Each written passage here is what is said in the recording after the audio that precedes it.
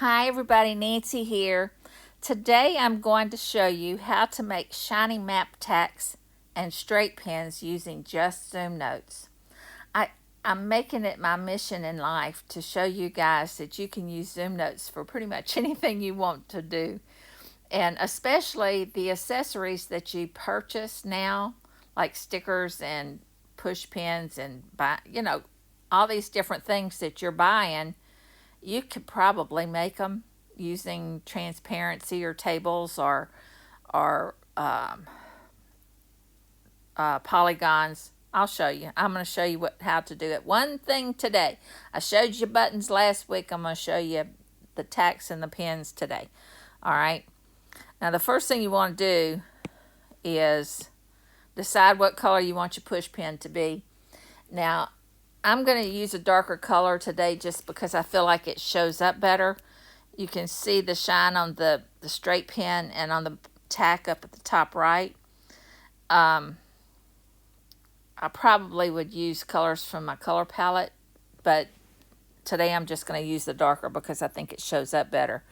And I want you guys to be able to see it. However, I did create a symbol of one already made. And that's what I would recommend that you do. Make one that is in pieces. Now, I don't know if you noticed, but see this one, that one right there, is also one that I created. However, I made it into an image, so I can't pull it apart. I can't do what I want to use it for. I want to use this as for the pieces of it. All right, so I've got that right there is a polygon. This right here is a polygon, just a round circle. The first one was an oval. This one is just a round circle. And then this one is a round table. All right. And this, of course, is just a pen drawn using, I think, my gel pen. All right. So if I select that, and today I decided I want to do green. So I have to, first thing you need to do after you've decided the color, go ahead and make yourself a color palette with just the two colors.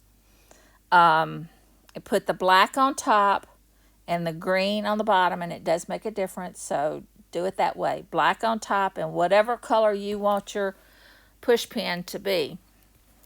All right. So now I select my circle. Now, I would be doing this from scratch, but like I said, do it one time from scratch and then save it as a symbol, and you can use any color, anytime, anywhere, and I'm going to show you. So now I've got it selected, and I just tap on the green. That's what I want it to be. So it's changed my existing one to green. Now this is a table, so I'm going to go to the tables. It's a circle table. And right now the palette is the coral and black, but I'm going to change it to the black and green. And again, I have to select it from the right side. It will not, just because it's on the left showing as the active palette, it's not going to be there. You have to select it from this list right here. Go back. Now I've got my green, and see, it automatically changed my table color. It is a genius. I'm sorry, but it is a genius. All right, so now, because it was black on the outside, the first color was black. Let me select it. It now put the black on the outside edge of the circle. All right, now that puts the shadow, that's what we're creating, is the shadow, in order to make it look more rounded instead of just flat like this. However, at its current state, that really is not enough, because now it just looks like it's a flat bead with more like a button than a round ball. So I just need to go to my table properties, go to shape. Oh, see, and the palette didn't change it because I haven't changed it yet for the table. That was another one that I was doing a demonstration with. But all right, go to the shape part and make the gap smaller. Come on. And do apply.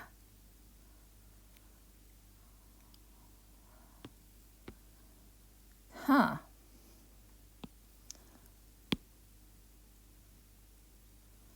I've done this a dozen times and it worked every time until this time. So I'm going to have to do it a dozen and one times. Oh, there it is. Okay, I'm sorry. It changed from columns so that it defaulted to columns instead of rows. Now, if I just change it back to rows and do apply, then that puts that green on the inside and the black on the outside. And if I put it down on top, that's okay. That's good. It helped me to see what was causing that. All right, so now the darker outside edges make it look a little rounder. All right, now, reason would make you think, well, why do I even need the darker, why do I need this version of it? Well, the reason is, even though you think if you turn the opacity up, come on, oh, and I've got to apply. Sometimes I have to and sometimes I don't. Okay, and I go to the shape and I close up that gap. I don't need the gap. Come on. Close the gap in altogether. Do apply. Now see, first off, it changes the color completely. It's no longer that green, but it's also translucent. And you don't want it translucent because you can see the top of your pen on it. So, and the only reason I can explain for it to be translucent, even though it's 100% opacity, it's 200 rows. And I think between each row is, see where the line would be? I don't have a border, I don't have lines. And I think it is making it more like kind of corduroy, and those, you can see the little white lines. Well, those are actually clear, I think. And I think that's what's causing it to be more translucent than what you want it to be. So that's why you wouldn't be able to just do it that way. Now I could make it so it's lighter, and that was by using that the palette that had all the different greens on it. I think I deleted it when I changed it. Yeah. But you don't want to do that anyway because it's too translucent. All right, so we'll forget all about that. Now I'm going to go back to the circular and put the gap in it again. Come on. Got to do apply. I'm going to learn that in a minute. And do apply. And then do take the opacity down some because I really do want it to be less dark on the outside edge. So I go to fill and I knock down the opacity and do apply. And make it smaller. And you know, this, because I have to explain everything, it always seems like it takes a whole lot longer than it actually does. Okay.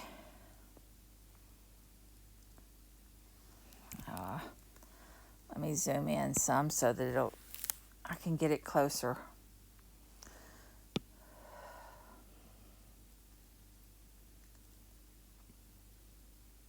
All right, close enough. As soon as I said it, I shifted it. Okay, that's good enough. Now I might go ahead and go back to here and make the gap smaller and apply. Okay, that's good enough. Good enough. All right, now to the magic part, the part that I think puts the shine on it, is this little oval right here. Let me select it. That little oval right here. Now, if I select that and I go to the polygon shape, which again, it's oval, you see that the bottom color is the coral. Well, I'm going to change the bottom color to be the green. Select it, and now that's the green. And the opacity is I think it's like 0.41. Let me see if I can see it on here. Yeah, okay, it's about 50. So if I drag that over to here, put it close to the edge but not right on the edge, see how that kind of sort of makes it look shiny? I see shiny anyway. I don't know if you guys see it or not, but that's what I see. Now, let me just tell you about this. The first time you do it, I think that may be too big. That's all right. All right, but when you first do this, if it defaults to the center, and that makes it go color left to right, and so no matter where you put that green, whether it's on the top or the bottom, you're still going to have to change the angle to either -90 or +90, depending on where you put the green. You want the color on the bottom, all right? And you can shift it by moving this bar here and take out some of the white. Let me see if I select that and I move it. See, it's making it a whole lot more white. If I drag it to the left, it's making it more green.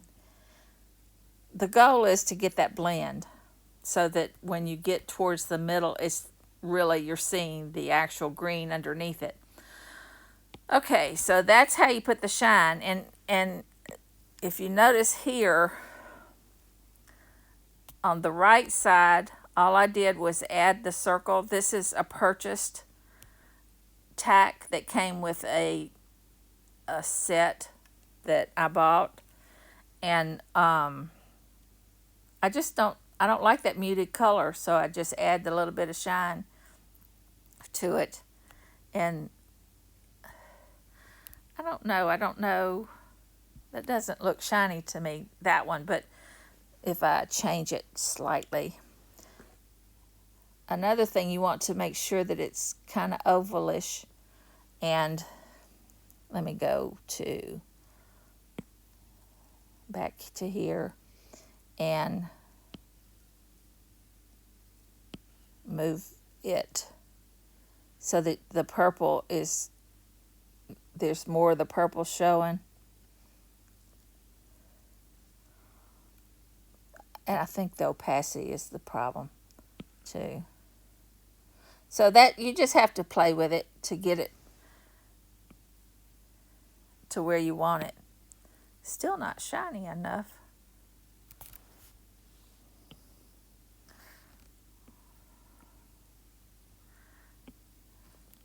Okay, there it is. It's an optical illusion, and sometimes I see it and sometimes I don't. It's weird. Okay, all right. So anyway, we've got the shine on our different pens. This is the one. Oops, undo. This is the one we're working with right here. Now to create the pen part, I use the gel pen, which is the fourth from the right. If you have all of them showing, make it black and just draw it a straight line. And then and the reason I like it is because it is thicker on the top and goes smaller towards the middle. Now when it goes to the end, it also does the thicker part, but that's okay. I'm going to erase it. So if I just erase the bottom of it. So now if I select it, I'm going to make it a little bit thicker because that's really too thin for that pen. So I'm just going to take my Apple pencil and drag over on the display over on the left to make that thicker. Now I'm going to create a duplicate of it. Duplicate. Now it's right on top of it. It's still black, but I'm going to change it to white. So the top one now is white. And I'm going to knock down the opacity. So now it's kind of grayish, but I'm going to drag it a little bit, the white, a little bit to the right, so that it kind of gives illusion of silver now instead of black and or white. It looks a little bit silver. Okay, now if I want to, I'll go ahead and draw the long one. Now I could draw a short one and just drag it and make it longer. Either way, whatever's easiest for you to do. And I'm going to, because it was created last, it's going to be on top. So I need to, I've got the circle on top, so I need to, it's selected, so I just need to move it to the top.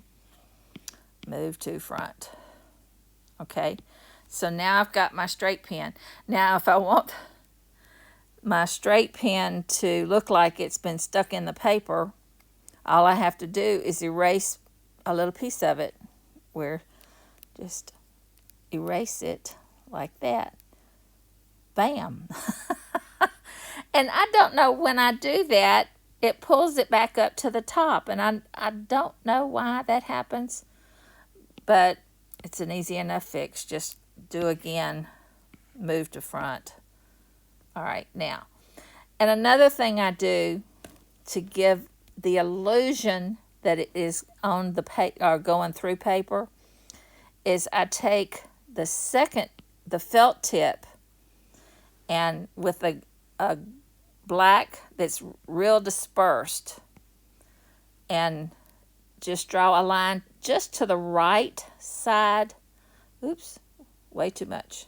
So I need to undo that and make it smaller. I want to zoom in again. And I'm just going to go just to the right side, come on, of the line. Get the pen back, Nancy. And I've got to get it back. Okay. And what that has done, when I zoom back out, is give the impression that there's a little bump. Let's see if I select everything. So it looks like there's a bump that the pen has gone through the paper and is underneath it. Kind of cool. I think that's neat anyway. All right, now I'm going to select the top part of that pen and create a drop shadow. So I just go on my selection toolbar, make shadow image. All right, and that usually puts it right directly behind it. But if you will shift it slightly over and angle it a little bit, it gives the illusion that the pen is a little bit lifted off of the paper. You put the point of the shadow down right next to the point of the actual pen, but you move that over some so it looks like it's more lifted. And I never like how dark it is, so I always take the opacity way down for the drop shadow. Just remember this: a shadow doesn't exist unless it's hitting something. It's not there if it's not hitting the sidewalk or hitting a wall or something. So if I want to, now I just want to take that top part, and instead of it being a pen going through paper, I'm going to turn it and make it a tack or a push pen. And see, now I might rotate it again slightly, and now it looks more like a push pen just because of the shadow that it cast. Now you could play with the shadow and make it either smaller or squishy or whatever, but make sure that the point of the shadow touches the point of the pen and its angle so that it looks like the light's coming down and it's casting the shadow down onto the map or whatever it is that you're tacking. Okay? All right, that's it. That's all. Hope y'all have a great day. Bye.